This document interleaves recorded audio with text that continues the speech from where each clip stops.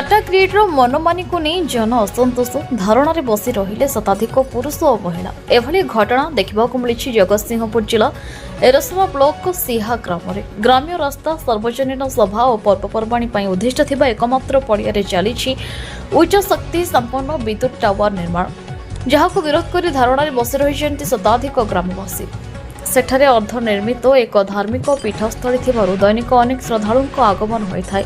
Grammar विभिन्न पूजा पर्व और जानियात्रा पड़िया को व्यवहार कर चिंतार ग्रामवासी जनबसति ग्राम्य चलाचल निकट में एभली प्रकल्प हेबा द्वारा लोकमानक विपदर आशंका थिबारु एहाको निरापद स्थान में करबा सह धार्मिक पीठस्थली और जानियात्रा उद्दिष्ट पड़िया न करने पत्र माध्यम सरकार तथा माननीय मुख्यमंत्री जिलापाल और विभागीय अधिकारी को जणाइछन्ति। उक्त स्थानटी एक बृहत मंदिर निर्माण पर उद्दिष्ट थिबा बेले एभली बेआईन निर्माण जनसुरक्षा धार्मिक भावना और संवैधानिक अधिकार को क्षुण्ण करुछि। दीर्घ 15 वर्ष धरी उक्त स्थान में एक भव्य मंदिर निर्माण परिकल्पना थिबा बेले संपृक्त विद्युत विभाग निजर मनमानी चलैछि जहा विरोध में ग्रामवासी माने असंतोष व्यक्त करने सह आंदोलनात्मक पंथा अपनाइछन्ति। शांतिपूर्ण धारणा दे सरकार को तांकर दाबी जणाइछन्ति। जदि सरकार और संपृक्त विद्युत विभाग तांको कथा न शुणन्ति आगामी दिन में यह एक बड़ जन आक्रोशर रूप नेब।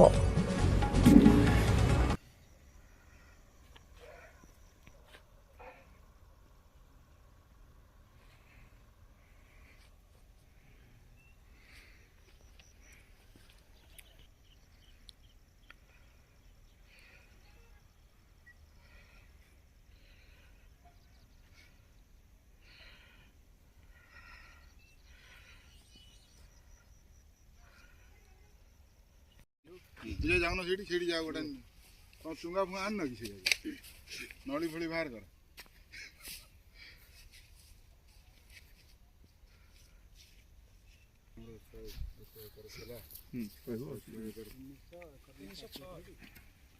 छोड़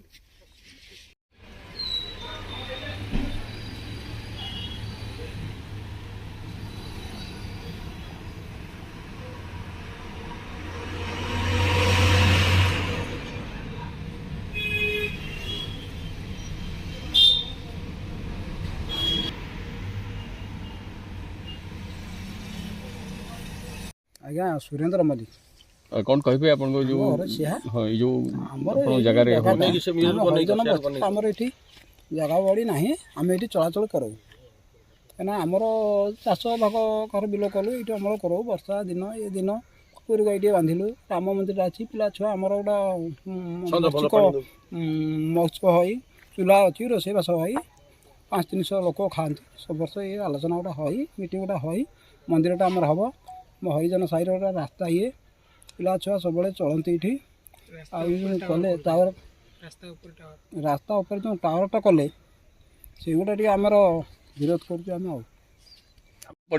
हाँ मो ना हूँ विजय कुमार राउत कौन समस्या है आमर ये गोटे मंदिर था आम पाई फाई बसी लोक मैंने खाई ग्रामवासी समस्त आसी जोटा आमर मंडप हम बोली राम मंदिर हम बोली कथाटा होता से जिते प्रकार कहले से आमर तो 100 एकर जमी गोचर था सब जाक नेले तापर एठी आसिक सडन किसी पचराउचरा ना ग्रामवासी किसी कहला ना सडन आसिक गोटे खोलाखोली कौन टावर बसे गोटे पाला चल जिते बंद कले भी से बंद होना से आपण मानक ये कथा आम जनाऊँ राताराति आम कई नथा अवस्था राताराति कम कर कौन आप दाबी कर दाबी कर सब जगह जो साढ़े नेली ये आम अराक गोरु गाई भल मंद चरा बला भल मंद ठाकुर मंदिरटा हम हाँ पोखरी दीटा अच्छी चलप्रचल लोक हे चाष बास गाड़ी घोड़ा जावाई बाटटा भी एपटे था सब बंद हो जाऊँ ये तक चलीगले धान चाष बंद होमर मंदिर काम बंद हो लोक मान जावासिया बंद हो पोखरी चाष भी आम बंद हो आप जहाँ चिंता करेंगे कौन हेल्ले भल हम बोली परिचय देले मो ना हूँ प्रीतम स्वाई आमर गाँ हूँ सिया कौन कहे कौन घटना घटी यहाँ कौन हो ना ये जो जगहटा थिला यहाँ हूँ आमर चाषबास जावा आसा बाटटा था ये गाड़ी घोड़ा भल मंद जाए छोट छुआ मैंने खेलती आटा राम मंदिर प्रतिष्ठा हम तो सब वर्ष को थे खाया पीवा भल मंद हुए आउ ये जगहटार एमती माने लोक मान कौटी चलिया जगह ना ये गोटे पाइपटा बस गोटे घर या गोटे राम मंदिर होती जतन होकर देखुना से जगार केमी गोड़ीटा आनी सामने पकई आ राम मंदिर बंद करदे कौन फायदा हम के जानी से भगवान जानती आम यहाँ ଗାଁ ଲୋକ ଆମେ ସ୍ଥିର କରୁଥିଲୁ ଏଇଟା ମନ୍ଦିର ହେବ, ପିଲା ଛୁଆ ଚଳିବେ ଇଏ କରିବେ। ସେ ଦେଖିଲା ବେଳକୁ 106 ଏକର ଜମି ଆମର ଗାଁର ଥିଲା, ସେଇଟାକୁ ଗଭର୍ଣ୍ଣମେଣ୍ଟ ନେଇଗଲା। ତାକୁ ଆମେ କିଛି ପ୍ରତିବାଦ କଲୁନି, କିଛି କଲୁନି। ଏଇ ଅରାୟ ଅଛି, ତାକୁ ଯଦି ନେଇଯିବ ଆମେ ଚଳିବାକୁ ବଡ଼ ମୁସ୍କିଲ ହେଇଯିବ। ମୁଁ CM ପାଖକୁ ଲେଟର ଦେଇଛି, OPTCL ତାଙ୍କର ଯେଉଁ ଅଧ୍ୟକ୍ଷ ଅଛନ୍ତି ତାଙ୍କ ପାଖକୁ ଲେଟର ଦିଆହେଇଛି, ଶକ୍ତିମନ୍ତ୍ରୀ ପାଖକୁ ଲେଟର ଦିଆହେଇଛି। ସବୁ ଦେଲା ପରେ ଏପର୍ଯ୍ୟନ୍ତ ଆମର ସେ ଜବରଦସ୍ତି ଆସିକିରି କାମ ଆରମ୍ଭ କରିଦେଲେ, ନ ପଚାରିକିରି। ଆମର ଗାଁରେ ହେଇଥିଲା କି ଆମର ଯେପର୍ଯ୍ୟନ୍ତ ସରିନି, ମାନେ କଥାବାର୍ତ୍ତା ନ ସରିଛି, ବୁଝାମଣା ନ ସରିଛି, ଏଇଟା ଆରମ୍ଭ କରିବନି। ସେ ଜବରଦସ୍ତି ଆସିକି ରାତି ଅଧରେ ଆସିକିରି କାମ ଆରମ୍ଭ କରିଦେଲେ। ଆମେ ଆଉ କିଛି ପାଇଲୁନି ବାଟ, ଆସିକିରି ତାଙ୍କୁ କାମଟାକୁ ସେଠି ଛିଡ଼ା ହେଇକିରି ପ୍ରତିବାଦ କରିବାକୁ ପଡ଼ିଲା। ଆଉ କ'ଣ କରିପାରିବା ଆମେ? ସବୁ ଚାଷୀ ମୂଲିଆ ଲୋକ, ସବୁ ଦିନ ହେଲେ କାମ କରୁଛନ୍ତି। ତାଙ୍କୁ ସେ କଥା ଯଦି ନ ଶୁଣା ହେଲା, ବାଧ୍ୟ ହେଇକି କାମ ଧନ୍ଦା ଛାଡ଼ିକିରି ସେମାନେ ଆସିକିରି ସ୍ତ୍ରୀ ଲୋକ, ପିଲା ଛୁଆ, ବୁଢ଼ା ବୁଢ଼ୀ ସମସ୍ତେ ଆସିକିରି କାମଟାକୁ କହିଲେ ଏଇଠି ବନ୍ଦ କରାଯାଉ, ଏଇଟାକୁ ଆଉ କେଉଁଠି ଟ୍ରାନ୍ସଫର କରିଦେଲେ କ'ଣ କିଛି ଅସୁବିଧା ହେବ? ଏ ବାବଦରେ ତହସିଲଦାରଙ୍କୁ ଜଣାଇଛନ୍ତି କି? ଦେଖନ୍ତୁ, ଯେତେବେଳେ ଗୋଟେ କାମ ହୁଏ RIଙ୍କର RI ଆସିବେ, ତହସିଲଦାର ଆସିବେ, ତାଙ୍କ ଥ୍ରୁରେ କାମ ହେବ। ଗ୍ରାମ ସଭାରେ ପଚାରିବେ କି RI ଯେହେତୁ ଲୋକାଲ, ସେ ଜାଣିଛନ୍ତି କେଉଁ ଜାଗାରେ କ'ଣ ହେବ। ଏଠି ତ ଅଲରେଡ଼ି ଦେଖୁଛ ଏ ଜିନିଷଟା ଏଇଆ ଅଛି। ତୁମେ ସେଠି କିଛି ନ ପଚାରିକିରି କି ଯେ କରିକିରି ଏସବୁ ଜବରଦସ୍ତି କରିବାଟା ବିନା ଆଲୋଚନା କରିକିରି ଏଇଟା କରିବା ଗୋଟେ ଠିକ୍ କଥା ନୁହେଁ। ଏ ବାବଦରେ ଗ୍ରାମବାସୀଙ୍କ ତରଫରୁ ଏ କାମକୁ ବନ୍ଦ କରାଯାଉ କି ବୋଲି ଜଣାଇଛନ୍ତି? ତାଙ୍କୁ ଆମେ କହିଥିଲୁ ଏ ଜାଗାରେ କରନ୍ତୁନି, ଏହା ସବୁ ଅସୁବିଧା ହେବ।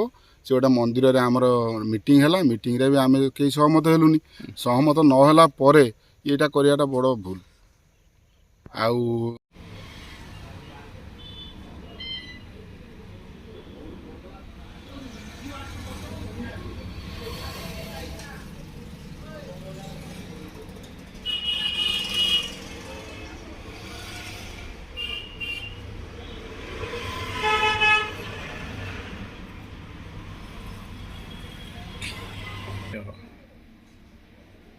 ଜଗତସିଂହପୁର କୋଜିଆଙ୍ଗରୁ ଶାରଦା ପ୍ରଶାନ୍ତ ପରିଜାଙ୍କ ରିପୋର୍ଟ, ନ୍ୟୁଜ୍ ଉପାନ୍ତ ଖବର।